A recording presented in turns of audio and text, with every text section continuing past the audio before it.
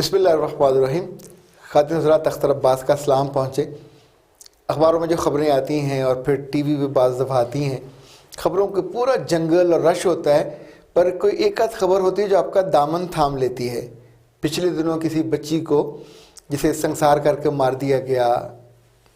اور پہلے اس کی عزت لوٹی گئی، اور پھر اس بیچاری کو جھوٹا الزام لگا کے، جھوٹ بول کے،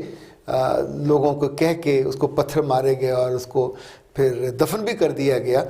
ابھی کورٹ نے کوئی فیصلہ کیا اور اس کی قبر کشائی ہوئی، تو ڈاکٹروں نے جو رپورٹ میں نے پڑھی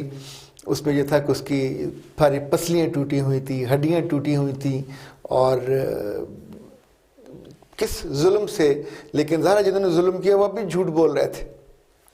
جب یہ ساری بات میں اس کی ویڈیو بھی میں نے دیکھی، اس بچی کی قبر کشائی ہوتی بھی دیکھی، یہ سارے لوگ جنہوں نے یہ ظلم کیا اور وہ سارے لوگ جنہوں نے یہ جھوٹ بولا، یہ ایک جھوٹ نہیں ہے، یہ ایک ظلم نہیں ہے۔ اور یاد وہ کبھی نہ بھولیں اس بات کو، اس دنیا کے ایک رب ہے، اس رب کا اپنا نظام ہے۔ یہ غلطی، یہ کمی، یہ کوتاہی کسی گاؤں میں ہو، کسی شہر میں ہو، کسی قبیلے میں ہو یا کسی دفتر میں ہو، جہاں بھی کوئی جھوٹ بولتا ہے اور جھوٹ پہ پھر گواہی دیتا ہے اور پھر جھوٹی قسم اٹھاتا ہے، تو اس کو لرز جانا چاہیے۔ یہ کوئی آسان اور یوں سمجھیں کہ یہ پلک جھپکتے گزر جانے والی دنیا نہیں ہے۔ صحیح بخاری میں حضرت عبداللہ بن عباس سے ایک روایت میں نے پڑھی، اور ان دنوں مجھے وہ بہت شدت سے یاد آئی۔ آپ نے فرمایا کہ بنو ہاشم کے ایک نوجوان کو کسی قریش کے اور قبیلے کے آدمی نے مزدور کے طور پہ رکھا اور ساتھ لے گیا۔ جب وہ لمبا سفر تھا، اس سفر کے دوران جس اونٹ پہ وہ سوار تھا، اس کے پاس سے بنو ہاشم کا کوئی اور آدمی گزرا، تو اس نے اپنے اس قبیلے کے پرانے جو اس کے جاننے والا تھا، اس سے کہا کہ مجھے اپنا خیمہ باندھنے کے لیے کوئی بندھن چاہیے۔ تو اس نے وہ رسی اس کو دے دی جس سے وہ اونٹ باندھتا تھا۔ وہاں سے وہ قافلہ جہاں رکا اور سب اونٹ باندھے گئے، تو اس اونٹ کے باندھنے کا بندھن نہیں تھا۔ تو اس قریش کے آدمی نے اس ہاشمی مزدور سے پوچھا کہ تمہارا بندھن کہاں ہے؟ تو اس نے کہا وہ میرے پاس سے ایک آدمی گزرا تھا، اس کو ضرورت تھی تو اس کو میں نے دے دیا۔ تو اس آدمی نے غصے میں مغلوب ہو کے وہاں سے ڈنڈا اٹھایا اور اس کو اتنے زور سے مارا کہ وہ بیچارہ تڑپ کے گر پڑا، اور اس بدبخت نے اس کو تڑپتے ہوئے چھوڑ دیا۔ تھوڑی دیر بعد وہاں سے ایک یمنی آدمی گزرا، تو اس تڑپتے ہوئے مزدور نے اس سے کہا کہ تم جب مکہ جاؤ تو چھوٹا سا میرا کام تو کر دینا، وہاں جا کے آواز لگانا کہ اے اہل قریش۔ تو جب اہل قریش جواب دیں تو پھر پوچھنا کہ اے بنو ہاشم، اور پھر جب بنو ہاشم جواب دیں تو پھر کہنا ہے اے ابو طالب، اور ابو طالب جب مل جائیں تو پھر ان سے کہنا کہ تمہارے قبیلے کا بنو ہاشم کا ایک آدمی وہاں رستے میں پڑا ہے، اور قریش کے فلاں آدمی نے اس کو اونٹ کی ایک رسی کی وجہ سے جان سے مار دیا۔ یہ بات کہنے کے بعد وہ آدمی وہیں پھڑک کے مر گیا جس کو یہ چھوڑ آیا تھا۔ جب یہ آدمی واپس پہنچا، وہ جس نے ہاشمی قبیلے کے اس فرد کو ملازم رکھا تھا، تو ابو طالب نے اس سے پوچھا کہ ہمارے نوجوان کا کیا ہوا؟ تو اس نے کہا وہ رستے میں بیمار ہوا، میں نے بڑا خیال رکھا اور مر گیا، تو میں اسے دفن کر کے آ گیا ہوں۔ ابھی یہ بات مکمل کر کے وہ گیا ہی تھا، وہ یمنی وہاں پہنچا اور اس نے آواز لگائی اے اہل قریش، پھر اے بنی ہاشم، پھر ابو طالب جب ملے تو اس نے پورا قصہ سنایا۔ حضرت ابو طالب کو بہت غصہ آیا، انہوں نے اس آدمی کو بلایا اور بلا کے کہا کہ تم نے یہ بہت ظلم کمایا ہے، اب اس کا خون بہا ادا کرو، یا تو 100 اونٹ جرمانے کے طور پہ ادا کرو، یا پھر تمہارے قبیلے کے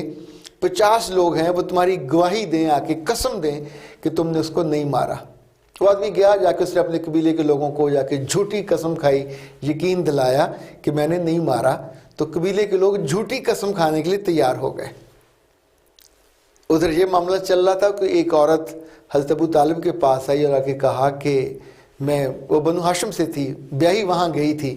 کہا کہ آپ سے ایک ریکویسٹ کرنے آئی ہوں، میرے بیٹے کو اس قسم سے آزاد کر دیجئے۔ جب یہ سب لوگوں سے اب قسم لوگ 50 لوگوں سے، جو کہ وہ جھوٹی قسم کھانے آئیں گے، تو میرے بیٹے سے قسم یہ نہ لیجئے۔ حضرت ابو طالب نے اس کے بیٹے کو قسم سے آزاد کر دیا۔ پھر ایک اور عورت آئی جس کا تعلق اسی قاتل قبیلے سے تھا، تو اس نے کہا کہ یہ میرا میاں، اس سے بھی قسم لی جائے گی، تو اب مہربانی کریں، چونکہ آپ نے 50 لوگوں کی قسم کا کہا ہے یا 100 اونٹوں کا، تو ایک آدمی کی قسم 2 اونٹوں کے برابر ہے، یہ 2 اونٹ مجھ سے لے لیجئے، میرے میاں کی قسم نہ کھلوائیے گا۔ تو اس کو بھی آپ نے اس میں سے نکال دیے۔ باقی 49 لوگ آئے اور آ کے انہوں نے قسم کھا لی، جھوٹی قسم۔ حضرت عبداللہ بن عباس جو صحابی بھی ہیں اور اللہ کے رسول صلی اللہ علیہ وسلم کے چچا کے بیٹے بھی ہیں، اور ان کی خالہ نبی صلی اللہ علیہ وسلم کی اہلیہ تھیں، یعنی 3 ان کے بنتے ہیں درجے، اور یہ وہ ہیں جن کو اللہ کے رسول نے علم کی اور حکمت کی اور دانائی کی دعا دی تھی، اتنے یہ شاندار عالم تھے یہ انہوں نے، اور اس بات کو پوری تفصیل کو ذکر کیا ہے امام بخاری نے، امام اسماعیل بخاری نے صحیح بخاری میں۔ عبداللہ بن عباس کہتے ہیں کہ ان لوگوں پہ 1 سال نہیں گزرا، یہ 49 کے 49 لوگ، ان کو 1 سال چڑھنا دیکھنا نصیب نہیں ہوا، یہ سارے مرے، یہ جھوٹی قسم والے۔ خاتم حضرات، ہمارے لیے جھوٹ ایک عام سی بات ہو گئی ہے، اور جھوٹی قسم کھانا اس سے بھی عام سی بات۔ اپنے ذرا سے مفاد کے لیے، ذرا سی بات کو بدلنے کے لیے بات کہی ہوتی ہے، کی ہوتی ہے، پر اسے مکر جاتے ہیں۔ آپ سوچئے کہ کوئی کفر کرنے والا مکرے تو بات سمجھ آتی ہے، کوئی اور مذہب والا، شاید ہر مذہب کے لوگ اچھے ہوتے ہیں، اپنے ان کے اصول ضوابط ہوتے ہیں، شاید کوئی لا مذہب آدمی جھوٹ بولے تو کو بات ماننے کی ہے، پر وہ بھی نہیں بولتے۔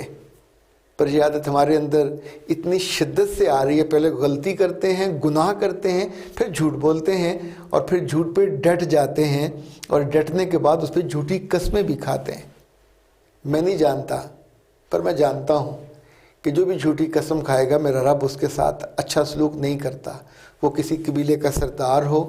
وہ کسی پارٹی کے سربراہ کا بیٹا ہو، یا وہ کوئی بڑا رئیس اور لینڈ لارڈ ہو، اور مرنے والی چاہے کوئی غریب ہاری کی اور کسی بے بس عورت کی بیٹی ہو۔ جو بے بس ہوتا ہے وہ بے بس نہیں ہوتا، میرا رب اس کے بس میں ہر چیز ہے، اور وہ ایسے ظالموں کی رسی جب دراز کرتا ہے تو پھر کھینچتا ہے، اور بڑی عبرت کے انجام سے دوچار کرتا ہے۔ وہ کسی بھی منصب پہ ہو، وہ بالآخر منہ کے بل گرتے ہیں، اور ان کے گلوں میں پھر رسیاں ڈال کے ان کو گھسیٹا جاتا ہے، ان کی لاشیں تک گل جاتی ہیں، اور وہ عبرت کا وقت ہر ایسے ظالم پہ اور جھوٹے آدمی پہ ضرور آتا ہے۔ خدا نہ خواستہ کبھی آپ کی زندگی میں غلطی ہو جائے تو میں تو یہ ہمیشہ سجیسٹ کرتا ہوں کہ غلطی مان لینی چاہیے، اس وقت نیچے ہو جانا چاہیے، اس وقت ہاتھ جوڑ لینے چاہیے۔ غلطی سے یہ انسانوں کے بس میں ہوتا ہے کہ غلطی ہو جاتی ہے، پر یہ بھی ہمارے ہی بس میں ہے کہ اس غلطی سے رجوع کر لیا جائے، یہ بھی ہمارے ہی بس میں ہے کہ اس غلطی سے توبہ کر لی جائے۔ غلطی پہ ڈٹ جانا یہ گستاخی ہے، اور ڈٹنے کے بعد اس پہ جھوٹی قسم اٹھا لینا یہ تو اس سے بھی بڑی گستاخی ہے، یہ تو اللہ کے غضب کو پکارنے والی بات ہے۔ اس بات سے رب نے اپنی کتاب میں بھی منع کیا، اللہ کے رسول نے اپنی احادیث میں بھی منع کیا۔ ہمیں جو بہت پیارے ہوں ان کی بات تو مان لینی چاہیے، اور رب کے ساتھ ہمارا تعلق مالک اور بندے کا ہے، کوئی سفارش نہیں وہ کرتا، اس نے کوئی گزارش نہیں کی، وہ جب کہتا ہے تو حکم ہوتا ہے کہ یہ مت کرو۔ جھوٹ بولنے والوں کے دل بھی کالے ہوتے ہیں، بظاہر عمل بھی کالے ہو جاتے ہیں، اور جھوٹی قسم کھانے والوں کو یہاں بھی ان کے لیے بہت سزا ہے، اور آخرت میں بھی بہت ان کی سزا ہے۔ اپنے آپ کو بھی سزا سے بچانا چاہیے، اور اپنے جاننے والوں کو اور پیاروں کو بھی، کہ جن سے کبھی غلطی ہو جائے تو انہیں پھر روکنا چاہیے اس سے بڑا بلنڈر کرنے سے، چونکہ وہ پھر عبرت کا نشان بن جاتے ہیں۔ اختر عباس کو اجازت دیجیے۔ السلام علیکم ورحمۃ اللہ۔